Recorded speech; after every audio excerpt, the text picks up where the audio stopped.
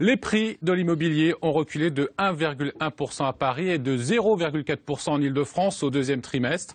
Des chiffres publiés ce matin par la Chambre des notaires d'Île-de-France où l'on retrouve en direct son président. Bonjour Christian Bénas, merci d'avoir répondu à notre invitation. Alors le prix du mètre carré baisse légèrement dans la capitale. C'est donc de plus en plus difficile pour les vendeurs de trouver un acheteur ? On peut dire ça, effectivement. Mais ce n'est pas non plus quand même très significatif. On est plutôt dans un marché qui résiste aussi.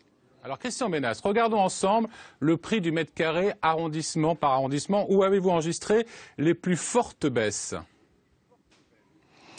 Les plus fortes baisses, c'est curieusement, c'est le 6e arrondissement qui était assez haut puisque il était en tête et donc il vient de passer en dessous des 12 000 € du mètre carré.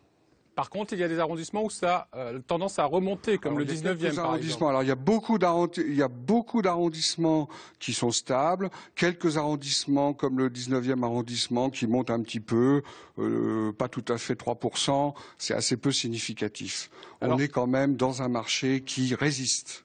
Oui, il faut quand même souligner que les ventes, elles, repartent légèrement à la hausse. Exactement. Alors il faut aussi comparer le deuxième trimestre 2012 et le deuxième trimestre 2013. Et c'est vrai qu'il faut se souvenir qu'en 2012, il y avait eu un très gros ralentissement du fait de l'effet de la fin du régime des plus-values favorables à la fin du premier trimestre 2012. Donc c'est un peu aussi difficile à décrire et à analyser, mais effectivement, il y a une reprise objective sur le deuxième trimestre 2013. À vous écouter, on a le sentiment que vous n'osez pas quand même vous prononcer sur la tendance. Est-ce que ça va repartir? Est-ce que ça va continuer à baisser?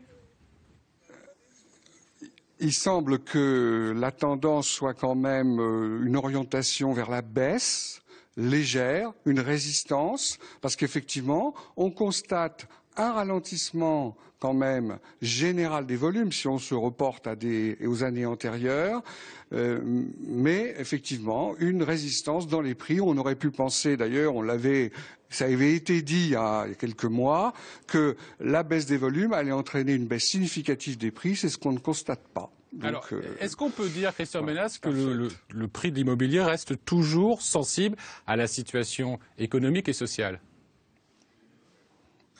Assurément, incontestablement, pour que le marché immobilier soit fluide, il faut qu'il y ait une confiance, il faut aussi que les vendeurs acceptent de baisser leurs prix quand effectivement il y a moins d'acheteurs, et c'est ce qui ne se passe pas justement. Il y a quand même effectivement le ralentissement des ventes est significatif de ça.